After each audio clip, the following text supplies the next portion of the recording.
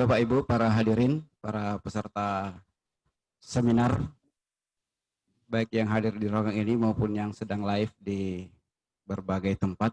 Bapak narasumber, mohon izin untuk materi selanjutnya kita akan mendengarkan paparan materi dari narasumber berikutnya, yakni Bapak Profesor Dr. H. Husain Syam MTP, Rektor Universitas Negeri Makassar.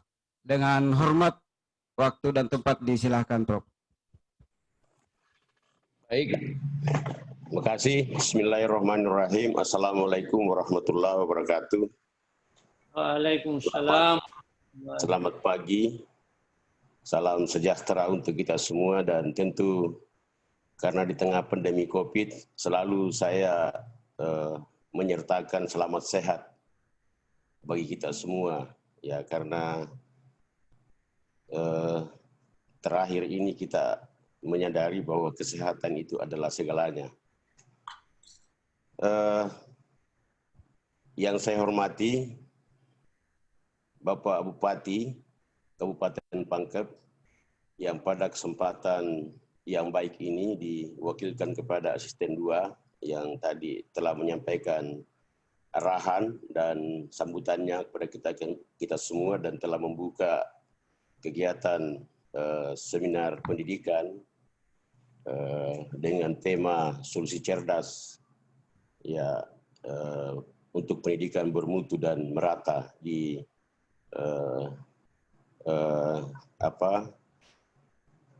Buta Batara Siang, Kabupaten Pangkep. Ya, yang saya hormati tentu narasumber, teman-teman narasumber, ada Prof. Hamsu Abdul Ghani. Ya, beliau salah satu guru besar di Universitas Negeri Makassar yang sudah malam melintang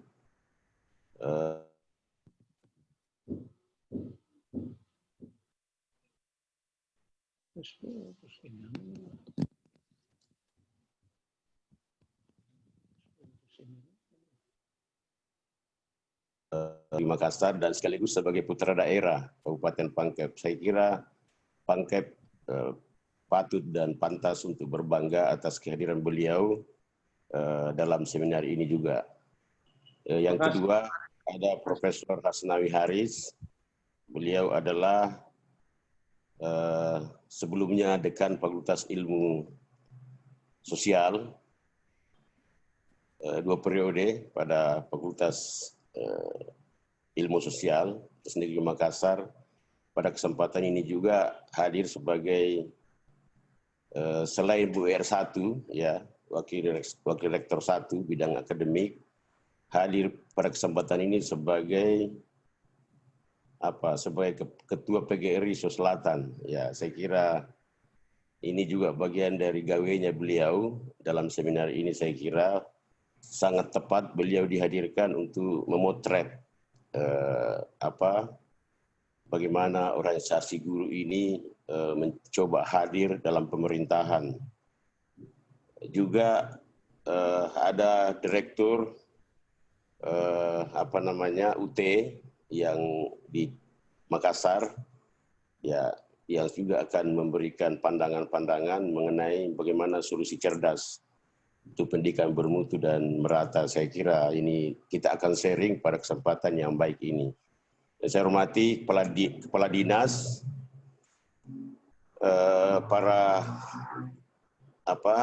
para guru, terkhusus Ketua PGRI bersama seluruh jajaran di Kabupaten Pangkep, para tokoh masyarakat yang menyempatkan diri bergabung mungkin secara virtual, juga pemerhati pendidikan, dan yang saya hormati seluruh hadirin wal hadirat yang ikut serta dalam kegiatan ini.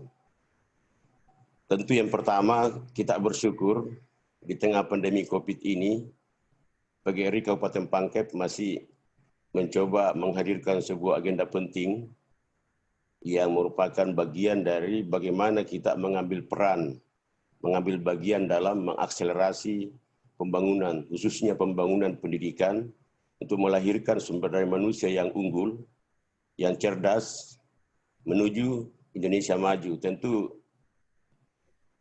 harapannya juga melahirkan SDM di Kabupaten Pangkep, Tanah Butaya, Tanah Batara Siang. Batara Siang, ya, Kabupaten Pangkep, ya, melahirkan SDM yang cerdas, SDM yang berkualitas untuk mengakselerasi atau mempercepat laju pembangunan di Kabupaten Pangkep. Bapak dan Ibu yang saya hormati, saya merasa terhormat, ya, merasa terhormat karena saya diberi ruang, diberi kesempatan untuk berinteraksi dengan Bapak dan Ibu, teman-teman yang ada di Kabupaten Pangkep, terutama komunitas guru. Ya, kita ini satu komunitas, ya, ini komunitas pendidik, guru yang sejauh ini pemerintah selalu mengatakan bahwa guru itu adalah garda terdepan dalam mengelola atau menghadirkan sumber daya manusia yang unggul bagi Indonesia Maju. Ini amat sangat penting. Lah, kaitannya dengan tema seminar kita pada pagi hari ini, menurut saya PGRI sangat cerdas mengambil sebuah tema atau judul Solusi Cerdas Pendidikan Bermutu dan Merata. Pendidikan bagi Bapak dan Ibu yang saya hormati, itu menjadi permasalahan nasional, permasalahan bangsa. Tentu juga menjadi permasalahan daerah, terutama daerah Batara Siang, Kabupaten Pangkep. Ya, ini permasalahan yang klasik, ya. Kalau kita mau bicara pendidikan, apalagi bicara pendidikan bermutu, bicara pendidikan yang merata, inilah kesalahan besar bangsa ini yang telah mencoba menghadirkan dalam konstitusi bahwa dalam pembukaan Undang-Undang 45 dan dalam Undang-Undang Dasar itu jelas dikatakan bahwa tanggung jawab pemerintah itu adalah melayani seluruh warga untuk bisa cerdas, melayani rakyat untuk bisa belajar, atau hak bagi rakyat itu sebuah pendidikan. Itu kata kunci yang disampaikan dalam konstitusi. Tapi apa yang ada sampai hari ini, Bapak dan Ibu, tentu kita tidak merasakan secara sempurna, ya, yang sudah digariskan dalam konstitusi.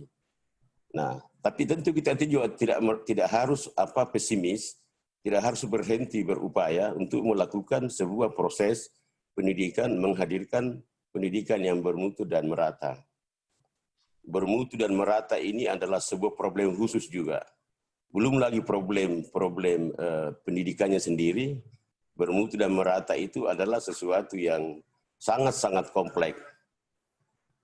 Ya, kompleksnya itu di situ ada bicara soal pendidikan yang bermutu dan merata, keterlibatannya itu ada guru, ada siswa atau murid, ada infrastruktur, sarana prasarana, ya, ada orang tua, ya, ada lingkungan sekolah, lingkungan belajar, itu juga menjadi bagian, ya. Ada juga pembiayaan, ada juga unsur pemerintah. Pemerintah tidak kalah penting di situ. Nanti saya akan uraikan fungsi-fungsi masing-masing kalau kita ingin menghadirkan pendidikan bermutu dan merata. Tapi sebelumnya saya ingin mengatakan kepada kita semua bahwa pendidikan itu adalah kebutuhan dasar. Pendidikan itu adalah kebutuhan yang sangat esensial dalam kehidupan kita, karena pendidikan itu adalah kata kunci bagi sebuah kemajuan negara, bangsa, ataupun daerah. Ya, selama ini terkadang kita abaikan, mungkin tidak diabaikan, tapi pura-pura mengabaikan. Lalu terabaikanlah pendidikan itu. Padahal pendidikan, Bapak dan Ibu yang saya hormati, itu adalah solusi yang paling jitu, solusi yang paling ampuh, ya, untuk memutus mata rantai kemiskinan suatu keluarga. Jadi kalau kita orang yang tidak terpandang karena status pendidikan bagi orang tua, salah satu cara untuk memutus itu dan keluar dari zona itu adalah pastikan bahwa pendidikan anak kita itu bisa kita hadirkan secara bermutu. Kita hanya menghitung tahun, menghitung waktu kira-kira 18 tahun atau mungkin cuma 15 tahun kita sudah dapat hasilnya. Karena itu pendidikan memang tidak menarik bagi seorang politik. Karena jabatan politik itu 5 tahunan di Republik ini. Tidak menarik memang. Tidak menarik. Karena itu kita harus memang ya mencoba menghadirkan pemerintah yang bisa menjadi bagian dari solusi pendidikan bermutu. Ya. Kalau tidak, itu tidak bisa. Oleh karena itu, setidaknya saya mau mengatakan dulu begini. Saya tadi katakan bahwa indikator kemajuan suatu daerah atau suatu negara atau suatu bangsa itu adalah diukur dari pendidikan selain kesehatan. Karena itulah indikator utama dalam mengukur IPM-nya suatu daerah. Ya, indeks pembangunan manusia diukur dari situ. Kalau di Batara Siang, Kabupaten Pangkep ini jumlah penduduk itu 161.000 jiwa kurang lebih. 161.000 jiwa, mungkin sekarang 163.000 jiwa. Dengan kalau kita cermati IPM-nya sejak 2010 sampai dengan 2018 yang saya lihat dalam data, itu menunjukkan bahwa betapa lambannya pergerakan IPM di Kabupaten Pangkep. Kalau kita lihat indikator ini berarti pendidikan tidak begitu tidak begitu mencoba hadir memberikan solusi. Jadi hanya kenaikan sekitar 0, poin setiap tahun. Karena hanya 5,08 poin naiknya sejak 8 tahun. Itu IPM-nya Pangkep. Saya tidak pesimis terhadap Pangkep. Kita masih ada semua. Kita bagian dari semua itu. Dan tentu kita berharap hari ini adalah hari kebangkitan bagi masyarakat Pangkep. Batara Siang untuk kemudian bisa memulai sebuah gerakan baru menuju solusi pendidikan bermutu dan merata. Ini bisa belum terlambat kita memulai. Ya, untuk mencoba meningkatkan IPM bagi Kabupaten Pangkep. Bapak dan Ibu yang saya hormati,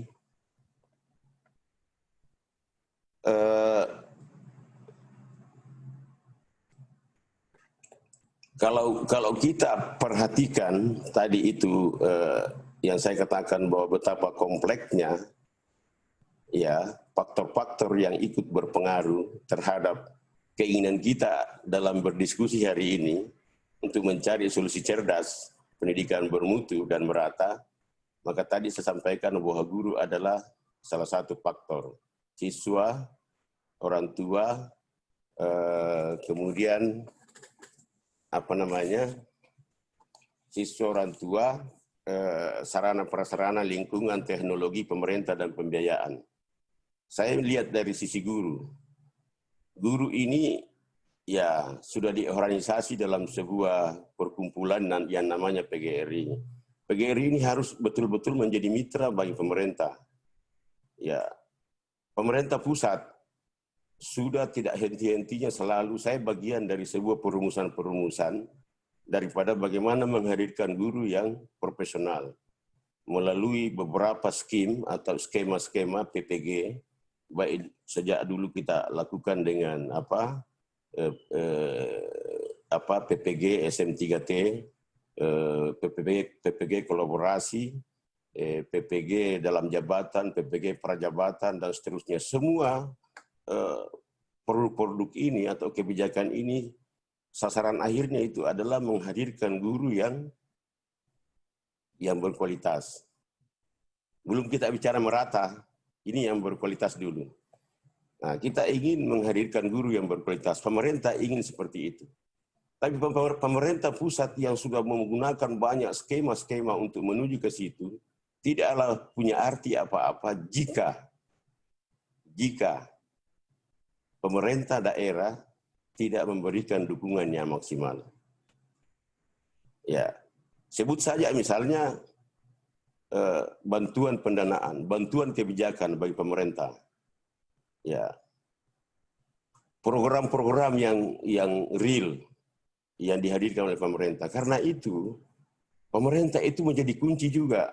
Jadi saya katakan tadi betapa banyaknya variabel, betapa banyaknya komponen yang terkait, sehingga saya katakan ini adalah problematik atau permasalahan yang sangat kompleks. Kita semua harus hadir, orang tua hadir, ya, pemerhati pendidikan hadir.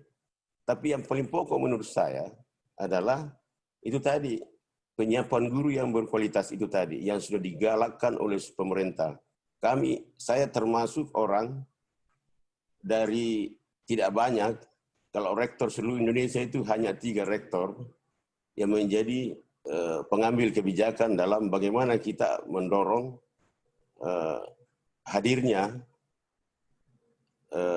guru yang berkualitas, guru masa depan yang kita bisa andalkan. Negara ini bisa mengandalkan untuk bisa menjadi garda terdepan bagi pengelola pendidikan untuk menghadirkan, untuk melahirkan proses pembelajaran yang berkualitas, yang bermutu, untuk menghadirkan SDM yang berdaya saing guna Indonesia maju. Itu yang kita selalu harapkan. Jadi kita tidak main-main. Ya, guru yang memang tidak bisa mengikuti perkembangan, saya kira tidak bisa hadir. Guru itu, Bapak dan Ibu, itu adalah yang pertama, guru yang kita mau hadirkan sebagai guru yang profesional itu adalah guru yang yang merupakan memiliki panggilan jiwa. Jadi yang pertama diukur kalau kita mau menghadirkan guru berkualitas, diukur dulu panggilan jiwanya. Ada enggak panggilan jiwanya? Betul-betul menjiwai atau merasa bahwa dia itu adalah bagian dari tugas profesi guru. Nanti dari situ itu baru kita lihat, adakah bakatnya, adakah minatnya. Kalau semua ini panggilan jiwa, bakat, minat bersatu dalam satu satu jiwa bagi guru itu, maka itu kita bisa harapkan. Tentu kalau kita telah banyak melakukan hal-hal tentang bagaimana menghadirkan guru yang berkualitas, memang hari ini belum kita lihat hasilnya. Karena pendidikan itu diukur kira-kira 10 sampai 15 tahun baru muncul hasilnya. Sehingga tidak menarik memang bagi seorang politisi atau seorang pemerintah. Pemerintah itu kan politisi. Pemerintah itu adalah jabatan politik. Suka tidak suka itu adalah jabatan politik. Karena itu, kalau itu adalah jabatan politik, maka tidak menarik baginya untuk mencoba merumuskan atau mencoba membuat kebijakan yang lebih kepada pendidikan. Terus bagaimana caranya menghadirkan pemimpin yang bisa membantu atau bisa mengakselerasi sebuah proses agar melahirkan percepatan pembangunan di bidang pendidikan. Tentu harapannya adalah bupati atau pemerintah, kita harus hadirkan di tengah-tengah kita yang memang memiliki jiwa untuk menghadirkan layanan pendidikan yang berkualitas. Jelas visi dan misi kebijakannya mengenai pendidikan. Itu yang kita inginkan. Tentu juga disesuaikan dengan situasi dan kondisi. Ya, kondisi itu hari ini itu kita harus akui bahwa seperti saya ini bukan orang milenial. Era ini adalah era milenial. Kalau saya tidak mencoba menghadirkan diri saya dalam kehidupan milenial, kehidupan kekinian, kehidupan di zaman era teknologi, ya, dalam sebuah proses semua teknologi, kalau saya tidak mencoba menjadi bagian di situ, tentu saya akan kehilangan kendali. Karena kehidupan ini kehidupan milenial. Karena itu, pemerintah yang harus kita hadirkan, ya, meskipun tadi Pak Asisten mengatakan jangan dengar siapa-siapa, pokoknya kita tetap, tapi saya harus katakan, ini sebuah fakta, ini sesuatu, saya ini hadir sebagai seorang ilmuwan, seorang akademisi. Ya, salah satu ciri akademisi atau ilmuwan itu adalah free value, bebas nilai.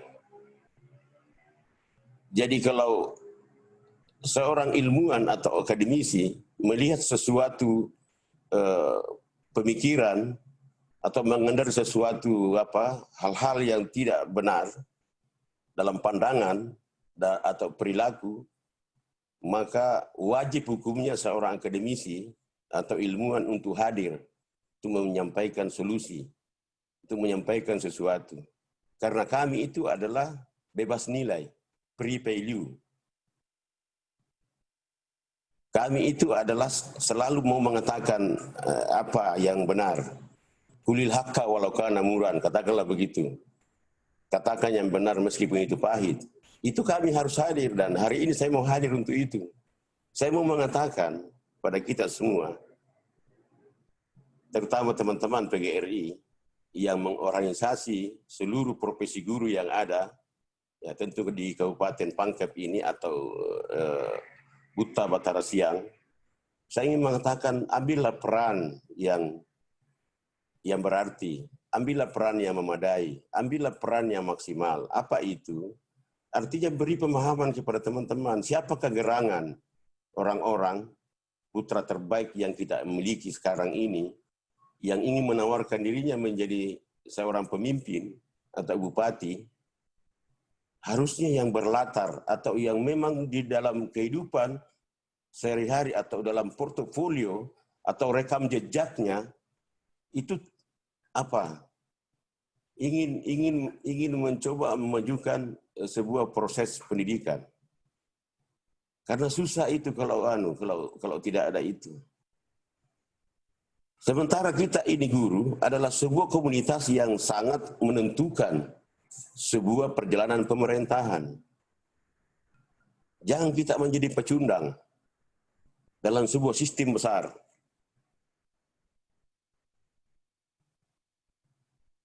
Semua pelaku-pelaku ini semua lahir dari sebuah proses pendidikan.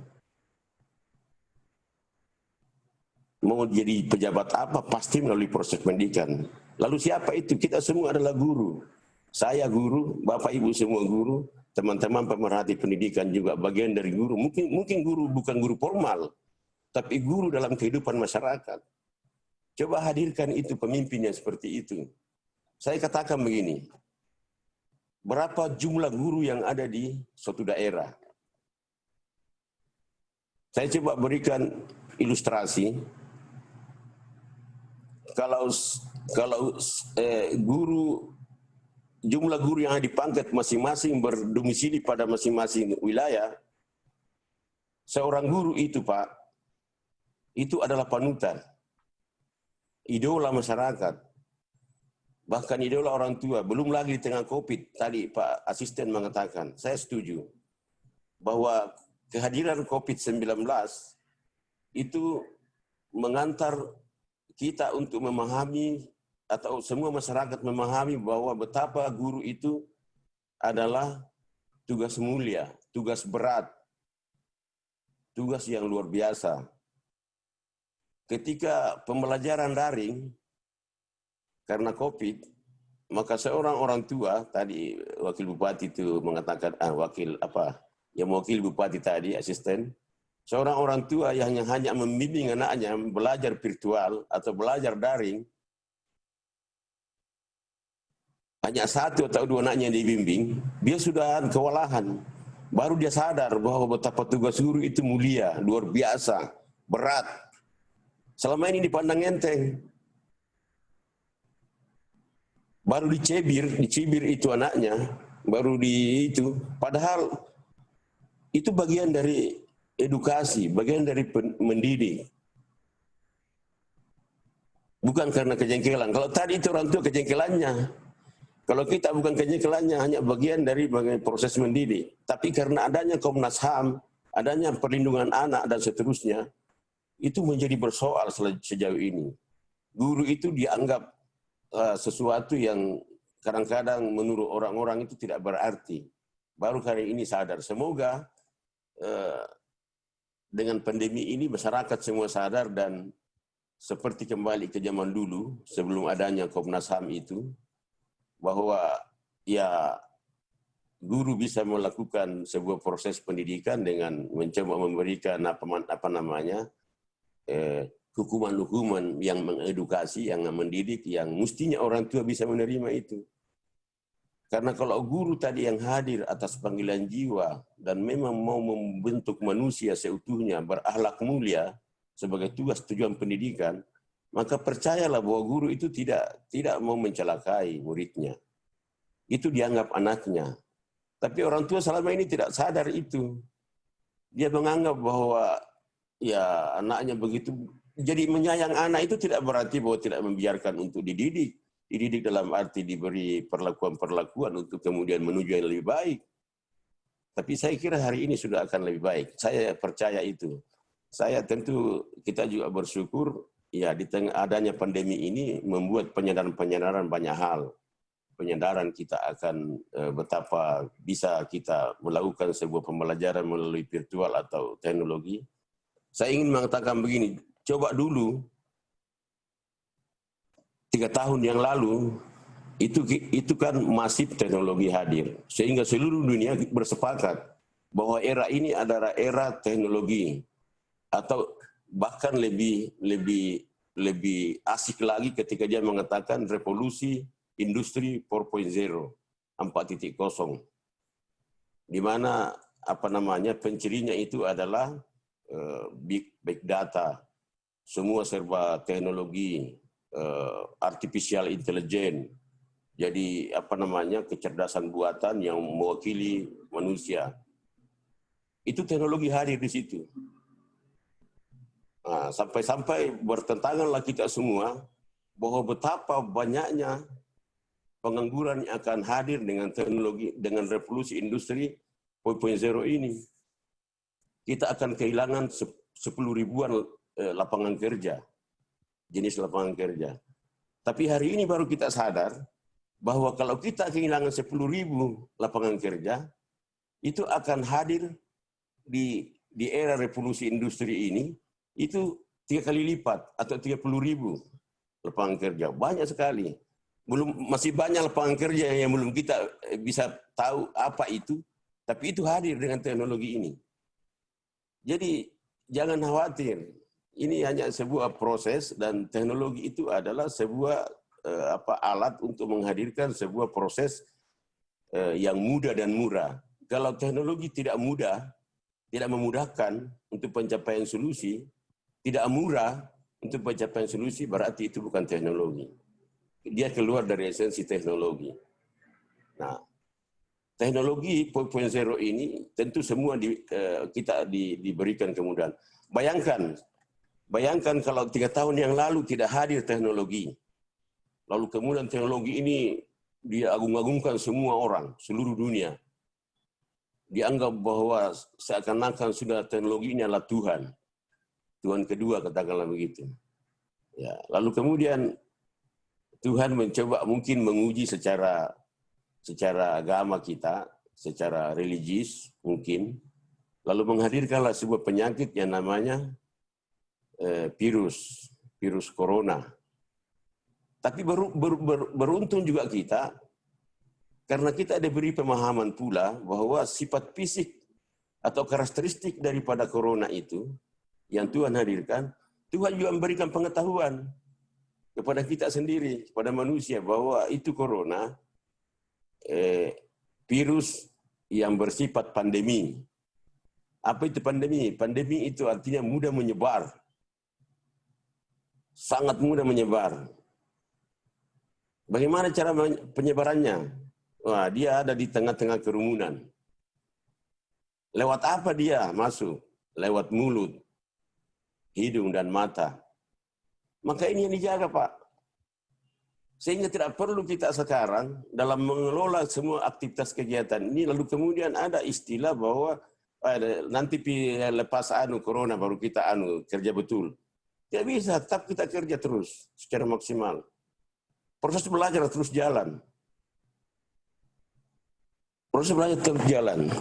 Jadi di UNM itu sebelum virus corona itu kita sudah hadirkan sebuah infrastruktur. Saya itu ingin menghantarkan UNM ini menjadi kampus digital, kampus internetisasi menuju kampus global.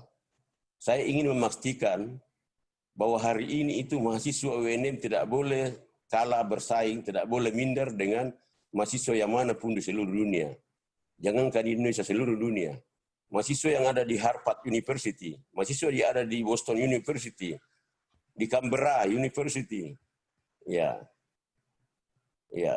Semua harus sama karena akses yang kita hadirkan adalah teknologi. Tentu guru juga begitu. Tidak boleh guru Indonesia kalah dengan guru yang ada di Thailand, guru yang ada di Korea. Karena akses yang bisa dilakukan oleh guru, ya itu juga bisa. Nah, tentu saya kira pemerintah hadir juga untuk membantu fasilitas itu. Kalau di UNM saya bantu luar biasa. Dalam rangka menghadirkan itu, ini masih urusan pendidikan ini Bapak dan Ibu. Jadi di UNM itu sebelum COVID itu saya sudah pastikan bahwa seluruh dosen harus memberi pembelajaran blended learning. Penggabungan antara luring dan daring ataukah offline dan online. Jadi saya dulu sudah mengatakan 2 tahun yang lalu, setiap dosen dalam merancang pembelajarannya, dalam 16 kali pertemuan dalam 1 semester, itu 30% itu online dan 70% offline. Jadi tetap muka 70%. Sekian kali pertemuan itu adalah pertemuan virtual untuk memaksa peserta didik atau mahasiswa untuk memahami teknologi. Karena apa gunanya kita melahirkan sebuah alumni yang cerdas, yang hebat, yang terampil, tetapi tidak paham teknologi yang hari ini menjadi bagian yang tidak terpisahkan dalam proses hidup dan kehidupan di lapangan sana, itu akan menjadi sia-sia kepintaran dan kehebatannya kalau tidak diberi pemahaman tentang teknologi yang sudah menjadi menyatu dengan kehidupan kita. Lah, proses itu saya lahirkan, tiba-tiba hadir COVID. Itu nggak ada persoalan bagi UNM. Jadi di UNM itu setiap semua sivitas akademika, mahasiswa 35.000. Dosen dan pegawai itu 3.000, 38.000. Tenaga kontrak ada beberapa. Kira-kira 39.000. Ya, itu kita bayarkan 16.000 per bulan. Dan dia mendapatkan personal akun.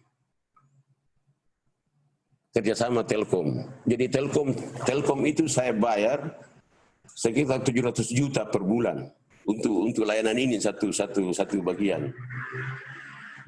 Belum lagi yang secara kelembagaan bandwidth itu saya bayar 176 juta per bulan. Jadi saya mengeluarkan uang di UNM bagi sarana teknologi IT untuk kemudian mengantar mahasiswa dan seluruh sivitas akademika untuk bisa mendunia. Itu saya mengeluarkan 10 miliar lebih 1 bulan. Hanya satu item itu. Karena kita harus pastikan bahwa kita ini adalah bagian dari global yang tidak ada dinding pemisah lagi dengan negara lain. Kita tidak bisa bersaing. Alumni kita tidak akan bisa buat apa-apa ketika mencari lapangan kerja jika kita tidak hadirkan itu. Jadi teman-teman guru yang ada di Kabupaten Pangkep, sudahlah kalau mau ke sekolah putra-putrinya di UNM aja. UNM itu luar biasa. Jadi kita sudah menghadirkan sebuah proses belajar, infrastruktur yang memadai untuk kemudian menjadikan kampus ini kampus dunia. Kita mau menjadi world class university. Nah, saya kembali ke Pangkep. Ya, Pangkep ini sangat dekat dengan UNM. Hanya hitungan 1 jam sudah kita di Pangkep. Sudahlah, pemerintah, siapa gerangan pemerintah yang betul-betul serius mau membangun pendidikan di Kabupaten Pangkep, hadirkan pemimpin itu. Pemimpin yang milenial. Pemimpin yang kira-kira memang masih energik. Hadirkan itu di Pangkep. Guru itu penentu. Asal mau bersatu. Kita jangan berpolitik. Kita tidak pernah berpolitik. Kita ASN. Kita tidak berpolitik. Tapi kita bisa mengatakan bahwa kita adalah bagian dari pemerintahan ini. Saya selalu, bukan cuma di sini saya katakan, dimanapun saya berada bicara di kabupaten, bukan cuma Sulawesi Selatan, Sulawesi Barat, bahkan di Ambon dan di mana-mana, saya bicara selalu begitu, bahwa saya ini adalah orang utuh, berjiwa pendidik. Karena itu saya selalu memperjuangkan komunitas saya sebagai pendidik. Jangan pernah kita mau menjadi penonton atau menjadi objek dari sebuah proses kehidupan yang ada di kita. Guru itu kalau berdiri pada satu titik, dia bisa mempengaruhi masyarakat pada sekian radius. Jadi satu titik, ke kanan, ke kiri, ke belakang, dan seterusnya, orang-orang di sekitar situ dia bisa pengaruhi. Tidak dalam politik, dia cuma mengatakan bahwa saya mau pemerintah yang seperti ini. Maka semua mereka itu ikut. Jadi kalau guru di Pangkep ini membagi wilayah, habis wilayah Pangkep dibagi oleh guru. Maka gurulah yang menentukan corak dan warna pemerintahan Pangkep ke depan. Yang tentu yang memiliki jiwa untuk memajukan hal dasar ini. Ini hal dasar, Pak. Pendidikan itu hal yang paling mendasar, yang fundamental, yang esensial. Tidak bisa kita abaikan. Karena itu jangan buang-buang waktu untuk kita kemudian tidak memberi arti dan makna bagi sebuah proses demokrasi yang ada. Tapi saya sekali lagi saya katakan jangan berpolitik. Jadi mengajak orang kepada kebenaran dan kebaikan itu bukan berarti kita berpolitik, tapi itu adalah tugas dan fungsi kita menjadi imam bagi masyarakat. Jadi imam itu bukan cuma diartikan imam dalam masjid, imam ketika salat. Imam itu adalah panutan yang bisa diikuti oleh orang karena dianggap bahwa kita lebih tahu daripada mereka. Karena itu hadirlah kita di situ untuk memberikan pemahaman, untuk memberikan pengetahuan, untuk memberikan pengertian tentang pandangan-pandangan yang kita punya. Tapi ini bukan berpolitik.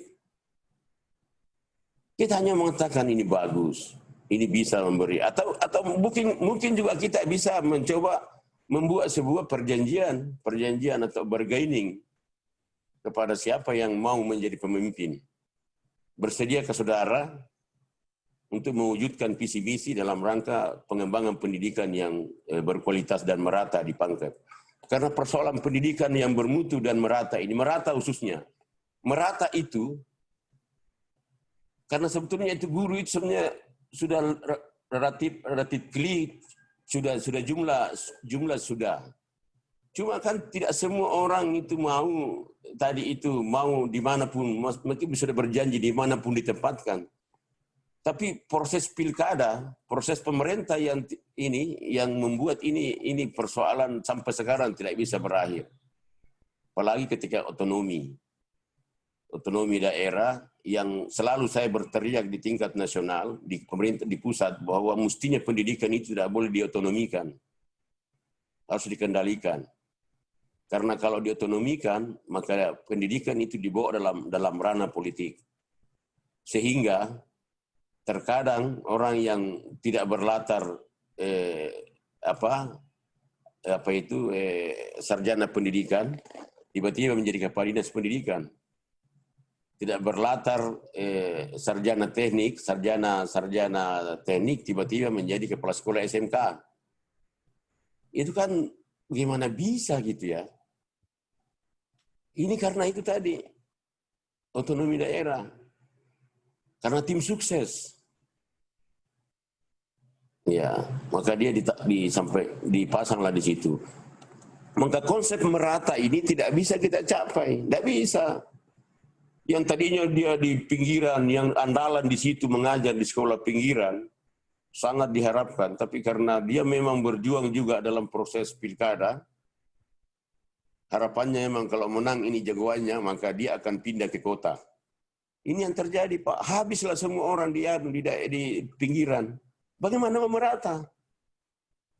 Lalu kita mengatakan memang guru kurang, guru tidak kurang.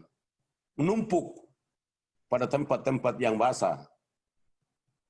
Dia tidak tahu kalau tempat basah itu suka pandemi kopi. Ya.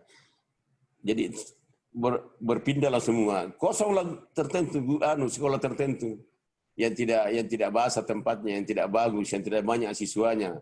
Karena yang dikejar juga itu adalah dana BOS. Itu dikejar-kejar juga oleh guru itu. Bagaimana menghadirkan siswa sebanyak-banyaknya agar bisa sejahtera karena dana BOS. Lah, ini semua ini yang kemudian kalau tidak hadir pemerintah yang kuat, pemerintah yang betul-betul memberikan pengertian yang memiliki pemahaman yang kuat tentang pendidikan untuk pendidikan merata, itu tentu akan bersoal. Saya sedikit mau menyampaikan tentang solusinya. Kalau solusi ini tadi, tentu kalau Pangkep itu semakin parah lagi. Tadi sedangkan daerah yang tidak berpulau-pulau saja menjadi sulit. Apalagi Pangkep yang daerah pulau. Tadi Pak Asisten mengatakan lebih 100 pulau di Pangkep. Yang semua ada penghuninya. Berarti semua butuh layanan pendidikan. Nah, tidak ada guru di situ. Tidak ada guru di situ. Maka solusi begini. Kalau pemerintah mau hadir, maka sebelum pilkada ini PGRI sampaikan kepada siapa yang mau jadi bupati. Mau tidak bekerja sama dengan baik dengan UNM. UNM siap mencoba menghadirkan pendidikan yang merata di kepulauan, di pulau-pulau. Caranya adalah kita kerjasama UNM, lalu UNM atau saya itu akan menugaskan mahasiswa saya yang semester akhir, ber-KKN, jadi KKN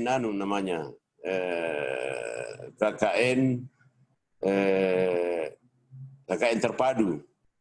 Jadi dia KKN terpadu, dia ber-KKN tapi tugasnya mengajar, mengisi sekolah-sekolah. Saya akan isikan semua itu sepanjang waktu. Kita rolling berapa kebutuhannya situ, kita rolling terus. Tapi ini tadi dipayungin dulu oleh kerjasama dan komitmen. Saya kira tidak banyak, kalau bisa bicara biaya tidak banyak. Mereka tidak perlu dihonor. Tapi mereka tolong difasilitasi menyeberang ke pulau. Lalu beri biaya hidup di sana. Itu saja. Mereka memang proses untuk itu. Belum lagi dengan suasana Merdeka Belajar. Merdeka Belajar ini kita sudah kombinasikan program pemerintah Kementerian Pendidikan dan Kebudayaan dengan Kementerian Desa, Kemendes. Jadi Mas Halim Iskandar dengan Mas Nadiem Makarim, itu kita sudah berbicara, saya hadir, saya bersama-sama dengan 2 menteri ini menggabungkan programnya. Jadi Kemendes itu mau melahirkan Desaku Surgaku. Menteri Pendidikan dan Kebudayaan Mas Nadiem Makarim ingin mencoba menghadirkan Merdeka Belajar yang tidak harus hanya dalam ruang, tapi kita bisa, kenapa itu? Hah? Tapi kita bisa mahasiswa bisa ada di desa. Jadi di kombinasi ini, dalam situasi seperti ini, Bapak dan Ibu teman-teman yang ada di Kabupaten Pangkep, itu kita bisa lakukan. Jadi PGRI harus hadir secara kuat untuk menjadi mitra. Sebenarnya warna pemerintah yang harus ada di setiap kabupaten, setiap daerah, mestinya itu diwarnai oleh guru. Guru itu penentu. Guru itu orang hebat. Guru itu jangan main-main dengan guru. Komunitasnya sangat besar. 2/3 ASN itu di seluruh Indonesia itu adalah guru. Jadi mestinya guru ini tidak boleh menjadi penonton, tidak boleh menjadi objek. Tapi dia mesti menjadi penentu sebuah kebijakan. Penentu siapa yang menjadi pemimpin. Saya tidak menggiring Anda dalam sebuah politik. Tapi saya mau mengatakan kebenaran. Kebenaran ini harus harus dikelola dengan baik oleh teman-teman.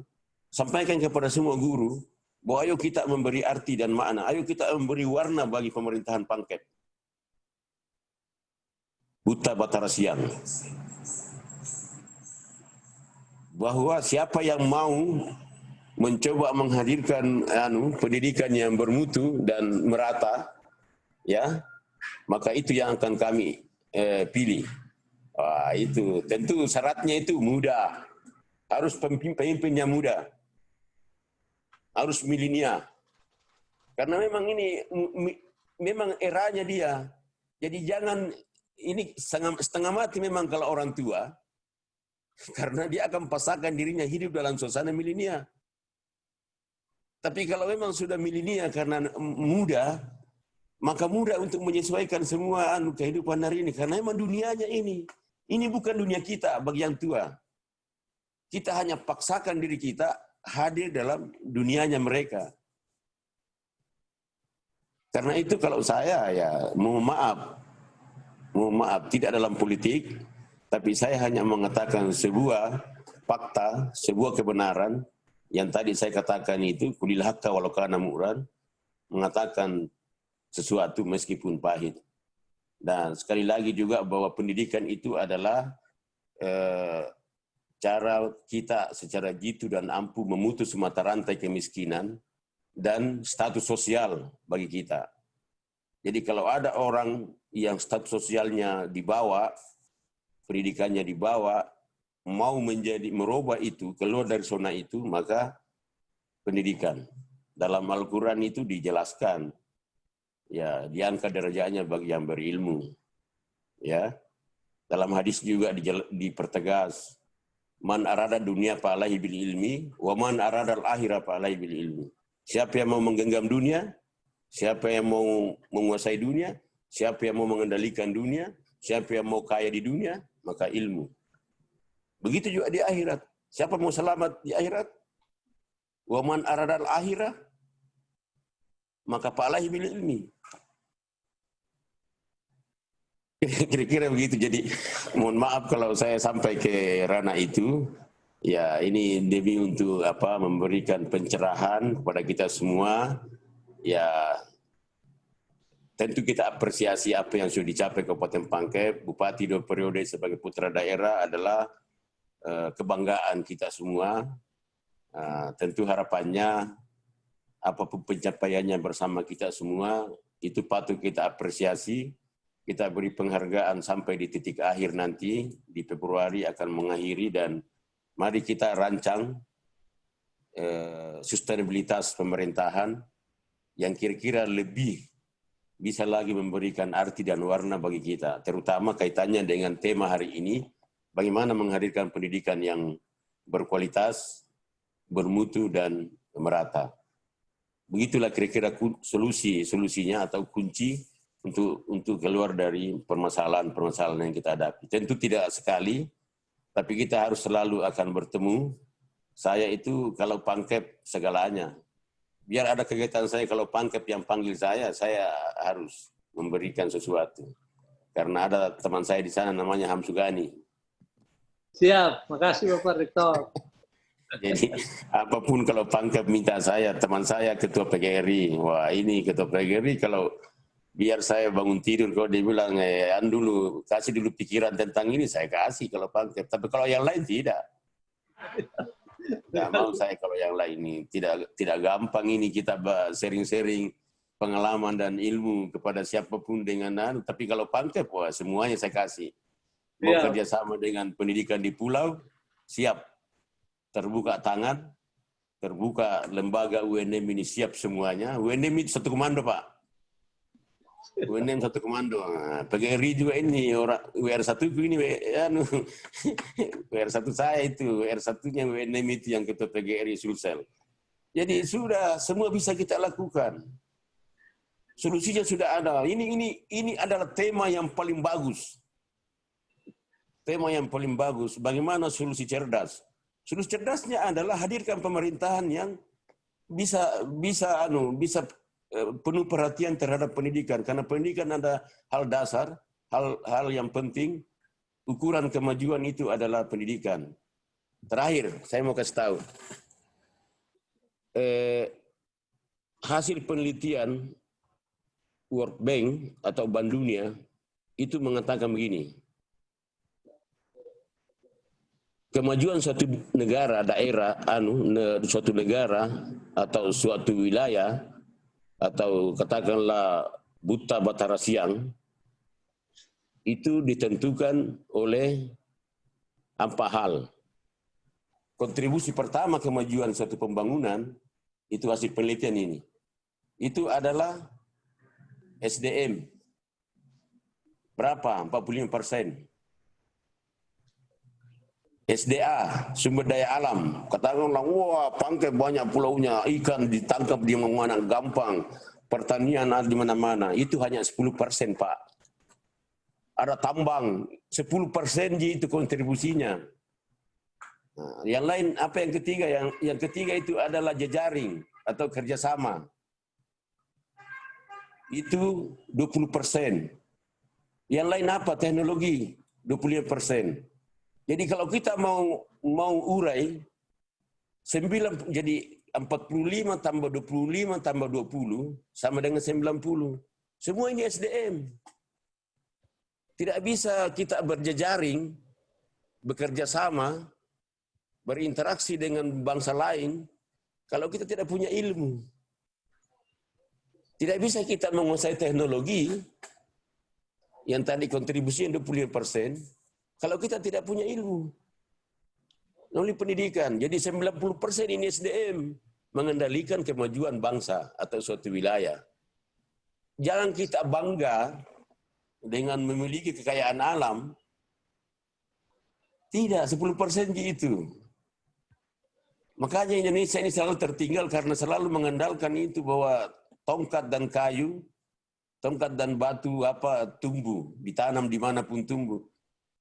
Ya, tidak belajar media. Nah kalah orang Singapura. Orang Singapura tidak ada sumber daya alamnya, tapi sumber daya manusianya dimajukan, maka dia bisa maju. Karena SDM itu menentukan semua proses. SDM itu bisa, sumber daya manusia yang unggul itu melalui pendidikan, itu bisa bisa merubah sunnatullah. Bisa merubah, katakanlah begini, sunnatullah itu ya. Kalau teman-teman guru fisika, sifat air itu, sunnatullah itu mengalir dari ketinggian ke kerendahan melalui bentuk yang dilaluinya. Ya, sesuai dengan bentuk yang dilaluinya. Itulah air. Itu sifat dasar dan itu adalah esensi daripada air. Tetapi karena teknologi hadir, karena pendidikan, maka air bisa dirubah dari dari sifat dasarnya tadi, mengalir dari ketinggian ke kerendahan, dia bisa mengalir dari kerendahan ke ketinggian, dibuat air mancur. Karena direkayasa teknologi. Ya, itu tadi yang saya maksud, bahwa SDM itu memang menentukan. Untuk apa kamu kalau cuma sumber daya alam, hanya menjual bahan baku, tidak diproses. Sementara kalau diproses itu 100 kali lipat edit value-nya atau nilai tambahnya. Tapi karena kita tidak punya kemampuan teknologi, karena pendidikan kita rendah, menjadilah kekayaan alam atau sumber daya alam kita itu justru dinikmati oleh negara lain yang memiliki SDM yang unggul. Itu kira-kira kata kunci yang saya mau sampaikan, dan hari ini adalah hari yang tepat untuk kita menentukan sebuah proses masa depan kita dan proses menghadirkan kualitas pendidikan yang bermutu dan merata di Kabupaten Pangkep. Saya tidak punya konsep, tapi di kepala saya semua ada itu. Kita bisa berdiskusi, kita bisa meletakkan sebuah kebijakan, tergantung komitmen. Pangkep mau, ayo, solusinya ada. Apa kamu mencari solusi? Pangkep mau solusi? Sekarang saya tawarkan solusi.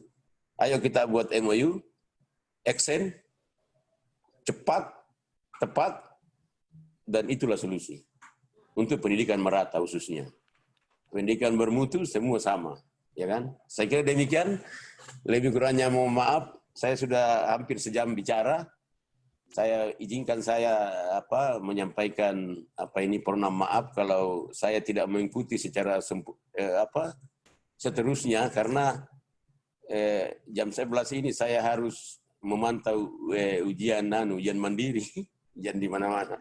Saya pantau dulu. Tapi saya katakan tadi, teman-teman ini, para dekan, para pimpinan, sudah menunggu saya 2 jam. 2 jam menunggu di lantai tertentu. Karena saya bilang, sudah saya katakan bahwa apapun pekerjaan saya, apapun itu, pokoknya Pangkep adalah nomor 1. Ya. Terima kasih Pak Rektor. Iya, buta batara siang Pak. Tidak bisa kita. Buta batara siang itu adalah ya saudara kita yang harus kita coba bersama-sama untuk mengakselerasi pembangunan yang ada di Kabupaten Pangkep.